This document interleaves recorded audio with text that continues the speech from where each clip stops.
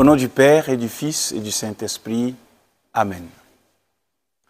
Bonjour chers amis, vous tous qui nous suivez sur la chaîne YouTube des Udistes de la province d'Afrique, Edipa TV.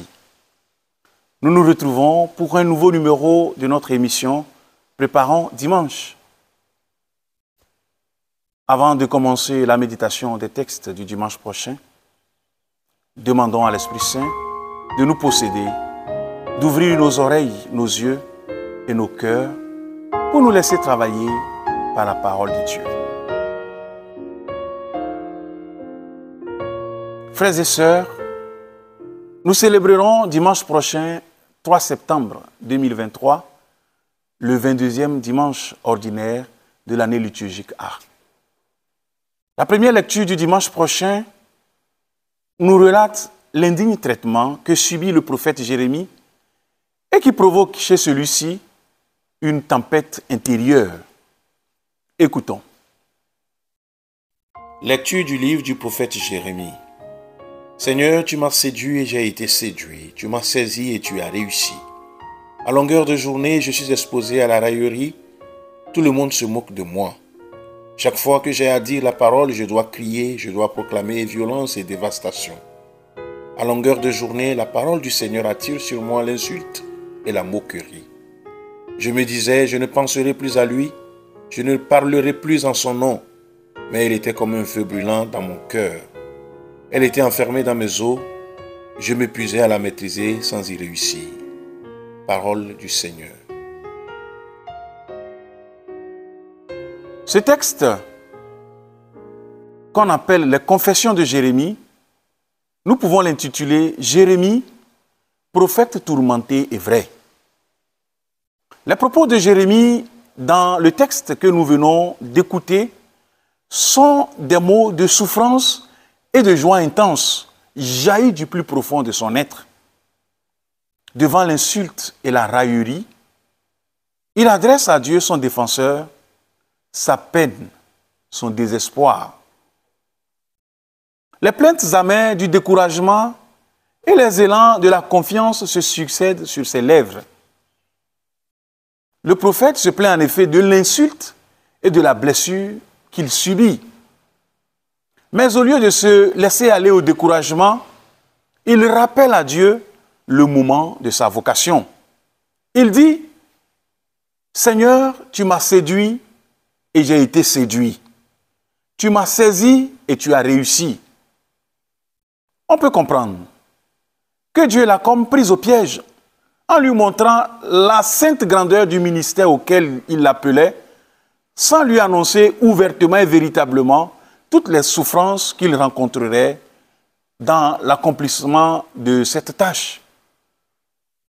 Et bien souvent, en regardant les difficultés et les découragements que rencontrent les chrétiens et les fidèles du Seigneur, beaucoup de personnes souhaitent ne jamais s'engager à aller à l'église. Le prophète Jérémie nous dit qu'il a trouvé, il a expérimenté la grâce de Dieu, la grâce puissante en lui pour le garder à ses affaires, malgré la tentation dans laquelle il était de le rejeter. Ainsi, quelles que soient les blessures qui nous sont faites, les découragements, nous devons les laisser à Dieu, à ce Dieu à qui appartient la vengeance et qui a dit « je les rembourserai ». Il va nous remplir du réconfort, de sa présence, il va nous rassurer de sa protection. Et sa promesse ne change pas. Telle est la compréhension de la prière du psalmiste dans le psaume 62 qui nous est donné en méditation le dimanche prochain en réponse à la première lecture.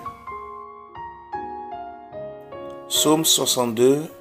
Mon âme a soif de toi, Seigneur mon Dieu. Dieu, tu es mon Dieu, je te cherche dès l'aube, mon âme a soif de toi. Après toi languit ma chair, terre aride altérée sans eau. Je t'ai contemplé au sanctuaire, j'ai vu ta force et ta gloire. Ton amour vaut mieux que la vie, tu seras la louange de mes lèvres. Toute ma vie, je vais te bénir, lever les mains en invoquant ton nom. Comme par un festin, je serai rassasié, la joie sur les lèvres, je dirai ta louange. Oui, tu es venu à mon secours, je crie de joie à l'ombre de tes ailes. Mon âme s'attache à toi, ta main droite me soutient. Les commentateurs pensent que ce psaume fut composé pendant les persécutions de Saül. Et les livres historiques dans la Bible nous apprennent en effet que les déserts servirent à Saül souvent de lieu de retraite dans les moments de persécution. Dans la première partie, le psalmiste déclare que c'est en Dieu qu'il trouve la force et la consolation. Dans la deuxième partie, il exprime le ferme espoir de se voir bientôt délivré de ses cruels et puissants ennemis. Et plus fortement, il dit que son corps était abattu par la fatigue, la soif, le manque d'aliments et son âme soupirait principalement après les témoignages de l'amour de Dieu. Retenons, bien-aimés, que l'épreuve a généralement pour effet chez les vrais fidèles de les porter à sentir plus vivement le prix de la communion avec Dieu et le besoin qu'ils ont de sa grâce. C'est justement dans l'épreuve que Dieu nous révèle sa tendresse, comme Paul nous l'enseigne dans la deuxième lecture du dimanche prochain. Lecture de la lettre de Saint Paul apôtre aux Romains. Je vous exhorte, frères, par la tendresse de Dieu, à lui présenter votre corps, votre personne tout entière, en sacrifice vivant, saint, capable de plaire à Dieu. C'est là pour vous la juste manière de lui rendre un culte. Ne prenez pas pour modèle le monde présent, mais transformez-vous en renouvelant votre façon de penser pour discerner quelle est la volonté de Dieu, ce qui est bon, ce qui est capable de lui plaire, ce qui est parfait. Parole du Seigneur. Dans ce texte, l'apôtre Paul nous invite à présenter à Dieu ce qui lui appartient, nos corps, comme un sacrifice vivant, afin qu'il agisse à travers eux. Ce qu'il nomme notre service intelligent. Parce que cela est conforme aux enseignements du Saint-Esprit. Non seulement notre âme est délivrée de la mort éternelle et appartient à Dieu, mais notre corps aussi a été acheté à grand prix, bien que nous entendons encore sa délivrance réelle. Et Saint Jean-Eudes va dire, nos membres, nos cœurs, nos bouches sont la bouche, le cœur, les membres de Jésus, qu'il va utiliser dans ce monde pour faire venir à lui les gens. C'est pourquoi notre esprit, notre âme et notre corps tout entier doivent être conservés sans reproche pour Dieu. Sur ce fondement, pas une décision de cœur, il faut présenter son corps à Dieu jour après jour, jusqu'à la fin de sa vie.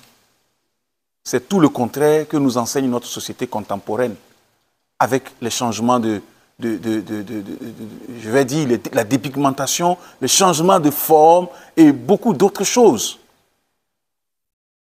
L'apôtre Paul va nous dire, ne vous conformez pas à ce siècle, mais discernez quelle est la volonté de Dieu, ce qui est bon et capable de lui plaire, ce qui est parfait. C'est une mise en garde contre les influences pernicieuses du monde. Paul nous appelle à ne pas se laisser souiller par l'esprit de notre temps, par les habitudes et les opinions courantes des hommes qui ne connaissent pas Dieu et qui vivent dans les ténèbres de leur cœur. Ce n'est que de cette manière que nous pouvons croître dans la connaissance de la volonté de Dieu, bonne et agréable et parfaite, telle qu'elle nous est présentée dans le christianisme.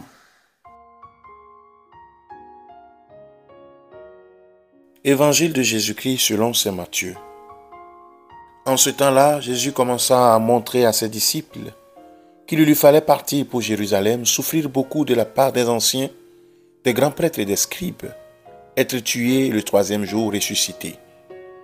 Pierre, le prenant à part, se mit à lui faire de vifs reproches.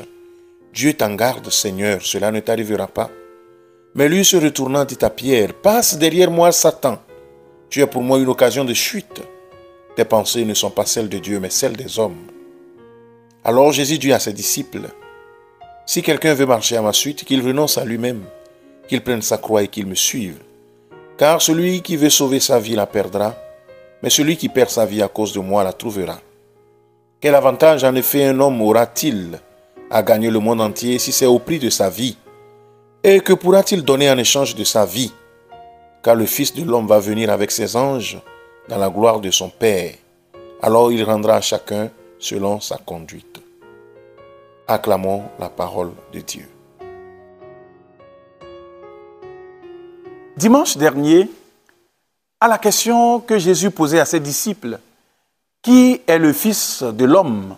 Pierre répondit, « Tu es le Messie, le Fils du Dieu vivant. » Et Jésus, à la suite de cette réponse, lui confie la charge de l'Église. Mais dans le texte que nous venons d'écouter, autant Pierre reconnaît en Jésus le Messie, autant il n'accepte pas le Messie tel que Jésus se présente. Un Messie livré aux hommes, qui aura à souffrir, qui sera même tué. Pierre n'en revient pas, il ne comprend pas. Et il dit, « Seigneur, cela ne t'arrivera pas. » En effet, un Messie mis à mort, c'est incompréhensible. Et Jésus, de l'invectiver durement et rudement, « Passe derrière moi, Satan. Tu es un obstacle sur ma route.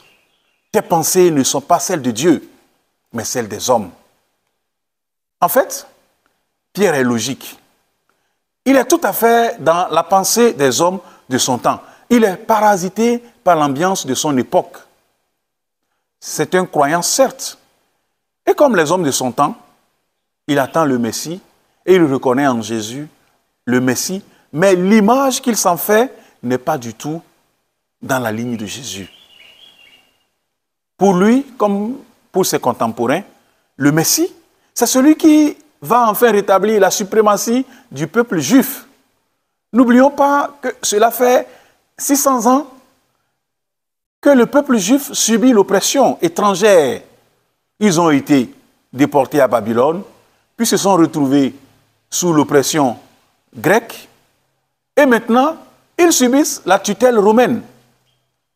Le Messie, tant attendu, ne peut être que leur libérateur. On pourrait se poser la question, aujourd'hui, est-ce que nous ne sommes pas comme Pierre, parasités sur l'identité de Jésus, sur l'image que l'on se fait du Messie, sur l'image même de Dieu? Ne sommes-nous souvent pas parasités par une image d'un Dieu qui nous espionne, qui nous surveille, qui nous punit au final, qui refuse de nous donner le plaisir, le bonheur, le mariage, le travail, malgré que nous l'adorons tout le temps? Comme il nous est difficile encore aujourd'hui, l'idée d'un Messie humble, monté sur un ânon le jour des rameaux, ou qui s'est abaissé pour laver les pieds de ses disciples le soir du jeudi saint, ou l'image d'un Dieu qui nous aime au point de tout oublier pour faire la fête au retour de l'enfant prodigue. Dieu n'est pas raisonnable, il n'est pas dans notre entendement, dans nos catégories humaines. Et pourtant, tout au long de la Bible, c'est l'histoire d'un roman d'amour pour son peuple. Continuons, frères et sœurs, chacun à avancer sur notre chemin humain, là où nous sommes, à la manière de Jésus, à nous faire humbles, petits, à aimer. Que Dieu vous y aide et que sa bénédiction descende sur vous, le Père et le Fils et le Saint-Esprit. Amen. Merci d'avoir suivi cette présentation et à dimanche prochain.